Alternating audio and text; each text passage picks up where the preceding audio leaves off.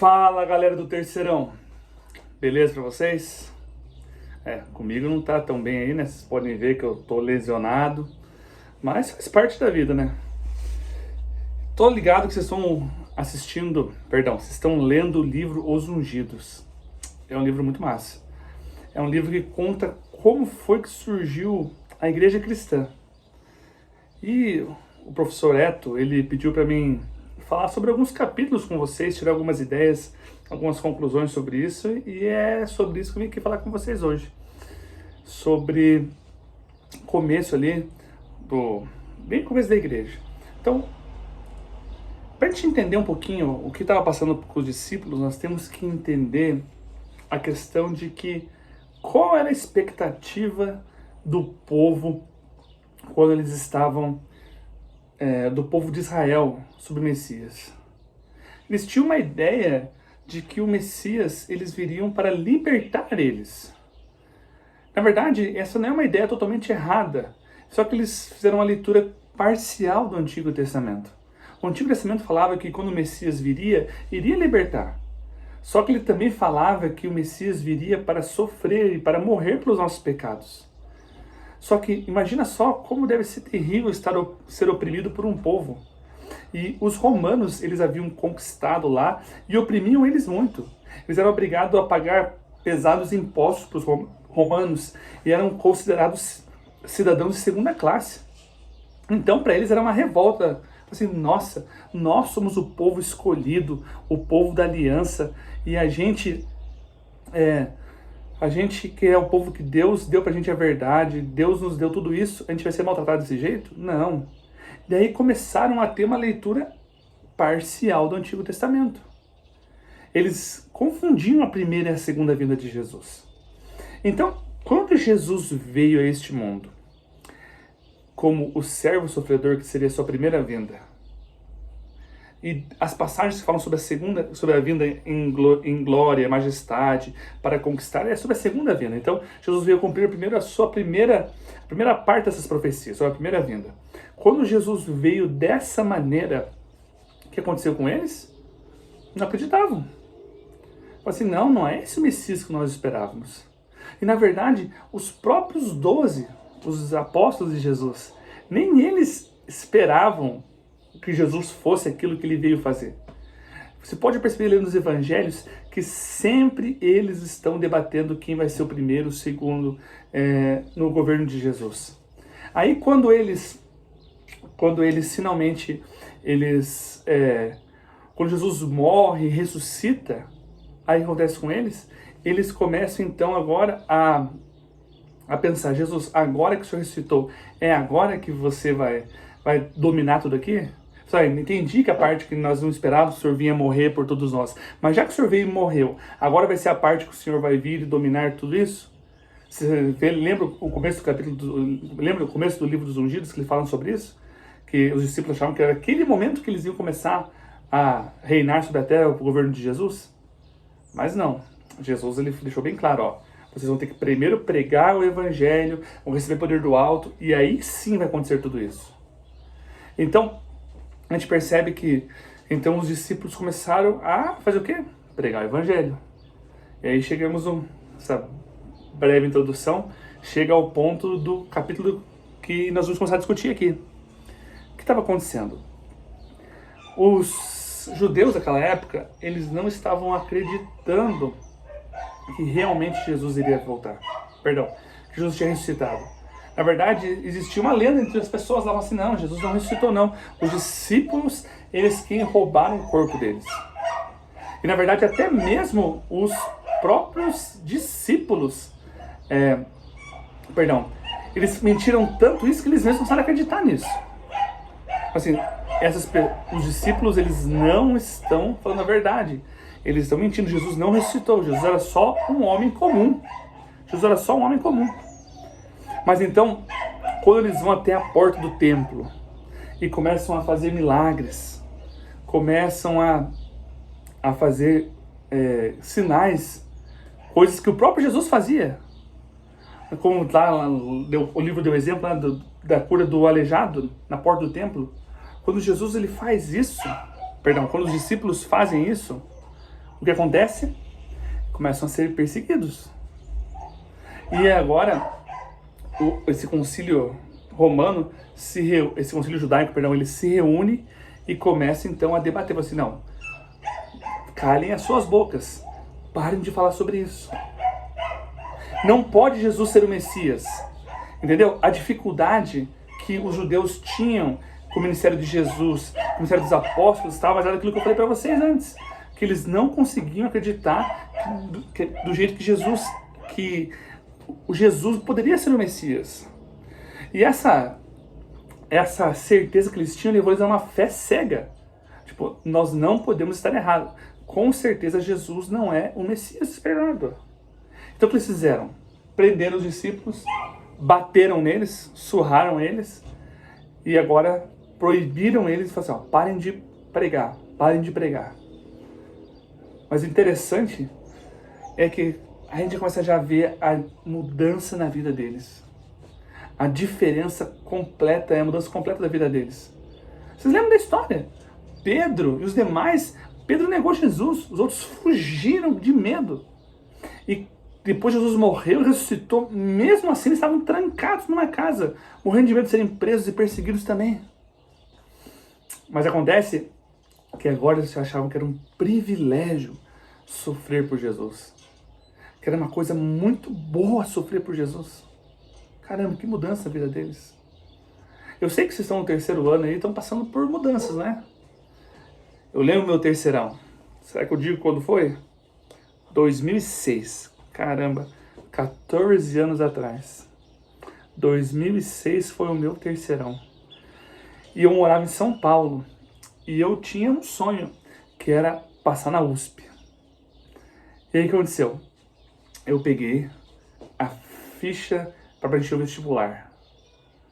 Eu lembro que tinha que colocar lá todos os dados, documentos, tudo mais. E tinha a fatídica pergunta. Escreva aqui, né? Nem sei se hoje em dia é online o formulário, mas naquela época era escrito. Escreva aqui qual o código do curso que você queria. Essa cena marcou muito a minha vida. Então eu lembro que eu estava sentadinho lá na cozinha de casa, uma cozinha bem pequenininha, e olhando para aquilo e falando assim, se eu pôr o curso que eu pôr aqui vai mudar a minha vida. Foi de decisão mesmo. Graças a Deus eu passei. Mas Deus tinha um plano melhor ainda para minha vida, que eu nunca imaginei. Que era largar a USP e fazer teologia para estar aqui falando com vocês hoje. Se não fosse isso, sabemos onde eu estaria nesse mundão. Mas os discípulos, eles também tomaram essa decisão. Eles começaram a entender assim, gente, o mundo que vai vir é muito melhor que esse mundo aqui. Nada é mais importante do que isso. Então, eles realmente incorporaram isso e decidiram assim, não, nós temos que ir e pregar, não importa a circunstância. Então eles começaram a ser perseguidos porque os judeus tinham a visão errada, mas eles estavam motivados e transformados pelo Espírito Santo. Aí vem então, a história continua, eles vão lá, Pedro é preso, Pedro é preso, depois os anjos soltam e tudo mais, mas aí vem uma outra questão. A gente às vezes imagina que a igreja primitiva era uma igreja perfeita. Você não tem essa ideia às vezes? De que a igreja primitiva era perfeita? Mas não era perfeita. Não. Ela tinha muitos problemas. Muitos mesmo. E um deles era o seguinte. Existia um problema étnico na igreja cristã primitiva. Você está em 2020, né? Pandemia, vida louca. E um dos assuntos que tomou conta desse mundo é o Black Lives Matter. E tem gente que fala assim, não, Black Lives Matter, vidas negras importam. Não, todas as vidas importam. Eu não quero entrar aqui nessa polêmica, mas isso é uma polêmica de 2020. Será que realmente nós temos que dar uma atenção especial porque os negros estão sendo mais perseguidos que os brancos? Que a questão racial é muito importante ou não? Naquela época também acontecia isso. Por quê? Porque o evangelho começou a ser pregado. E notem que todos ali, o Ungidos fala isso, todos ali eram judeus. No começo você pregava apenas para os judeus. Bem mais para frente que o evangelho chegou até os gentios. A palavra gentil é quem não é judeu. Só que existiam judeus que nasceram em outros lugares do mundo. Porque Nabucodonosor, quando levou o povo de Israel escravo para a Babilônia, depois não voltou todo mundo, ficou uma galera. Essa galera foi espalhada pelo mundo. Então existiam dois tipos de judeu. Os judeus nascidos ali no reino de Judá, de Israel, que eram os judeus mesmo, da raiz, digamos assim, e tinham os que eram judeus da dispersação. Então, digamos assim, era uma família de judeus, mas nasceu lá na Pérsia, nasceu na Grécia, nasceu em Roma, nasceu na Índia, nasceu na África. Eram judeus, mas nasceram de lá. E esses judeus que nasceram fora de Israel, eles eram chamados de helenistas. Por quê? Porque eles falavam grego. O grego era a língua da época. O grego era o inglês daquela época. Então o povo ali de Israel, eles falavam hebraico, aramaico. Falavam uma língua bem diferente da língua que o resto do mundo falava, que era o grego. E esses judeus que eram de outros lugares falavam grego. Então o que aconteciam? Eles frequentavam igrejas diferentes, né? Sinagogas diferentes. Os helenistas que falavam grego frequentavam a sinagoga que pregava em grego, dos helenistas.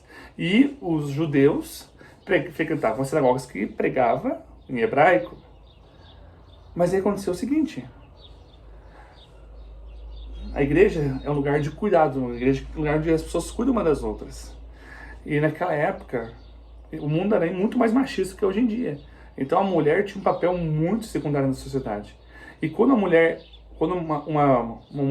mulher perdia seu marido, praticamente as mulheres dependiam dos seus esposos para viver. Então, as viúvas eram pessoas que não tinham como viver. Pessoas que estavam largadas, passavam dificuldades. E a igreja sentia ali que ela deveria, sim, seguir na ordem de Cristo. E o apóstolo Paulo, nas suas cartas, fala isso bastante. Que elas deveriam ir e ajudar as viúvas, pregar para as viúvas. Só que acontecia, na hora que eles estavam dividindo o alimento entre as pessoas, os mais pobres, como a liderança era judaica, existia um preconceito racial. E eles estavam privilegiando as viúvas que eram judaicas, os órfãos que eram judaicos. E o povo que era lá da igreja que falava grego, né, os helenistas, eles estavam sendo largados. Talvez não de maneira voluntária, mas era de maneira involuntária. Como a gente fala hoje em dia, você pode pensar, as pessoas que agem de maneira racista, muitas vezes elas não pensam eu não sou racista, mas elas, dentro delas, já está aquela divisão. E os judeus fizeram isso. Então, qual foi a solução? A solução foi o seguinte: gente, os apóstolos falaram assim, a gente tem que pregar o evangelho, nós queremos ver Jesus soltar, temos que sair, pregar, expandir o evangelho. Mas, o que aconteceu? Se nós ficarmos perdendo tempo em procurar quem dá alimento, dividir certinho, a gente vai perder tempo para isso. Então vamos escolher 7 caras top. 7 pessoas, muito gente boa, pessoas que tinham personalidade, pessoas que sabiam o que estavam fazendo. Vamos pegar esses 7 e vamos falar para eles o seguinte, ó: vocês vão cuidar do povo dos gregos. 7 diáconos seriam 7 pessoas que iriam servir. Mas não seriam apenas como são os diáconos hoje em dia. Imagino que a maioria de vocês que estão assistindo esse vídeo aqui vão em alguma igreja e o diácono que está dando ficar na porta, ou fica recolhendo oferta, cuidando da igreja. Não é essa a função do diácono.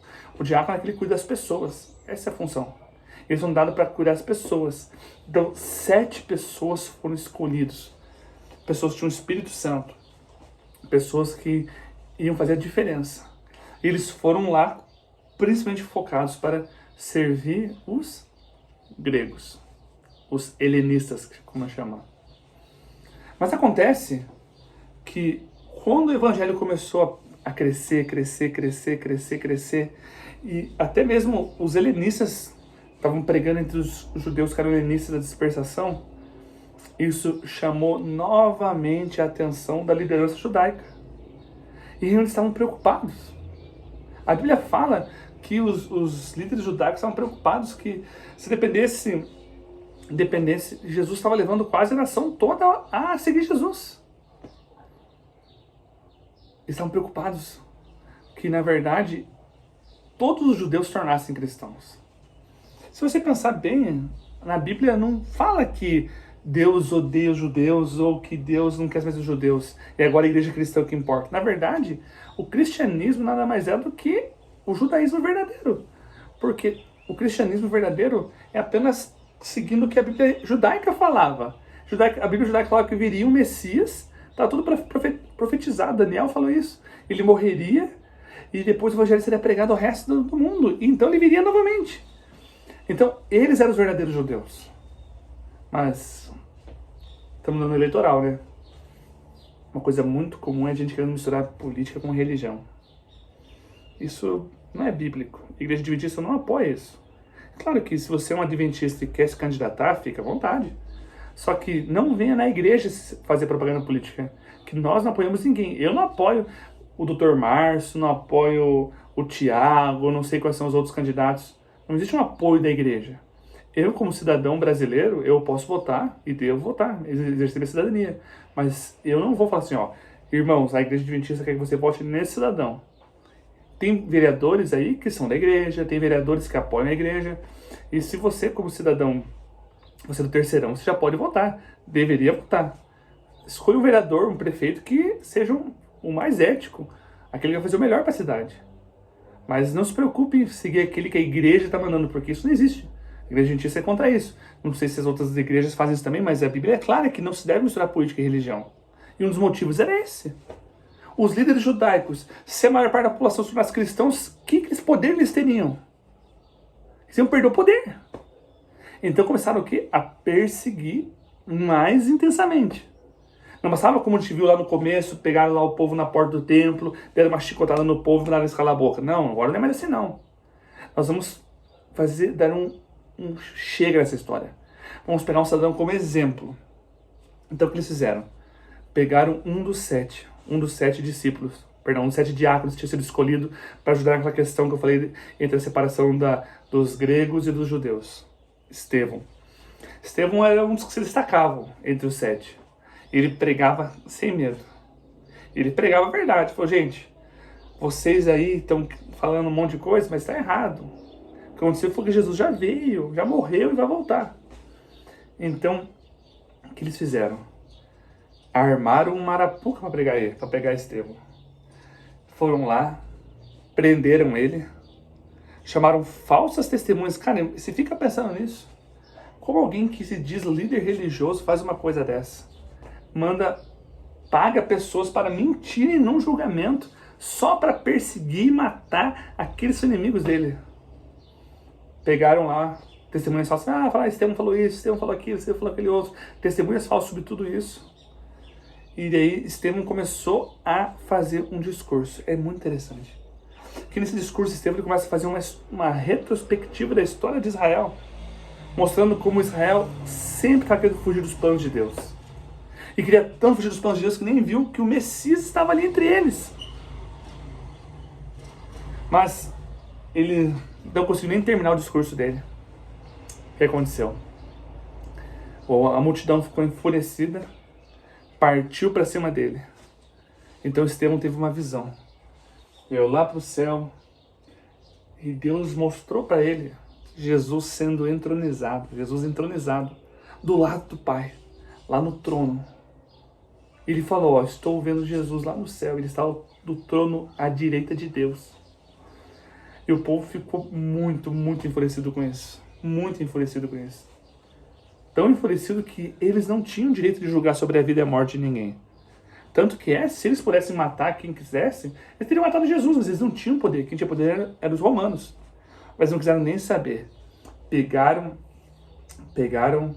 Estevão e levaram lá para fora. Só que o que é interessante é o seguinte.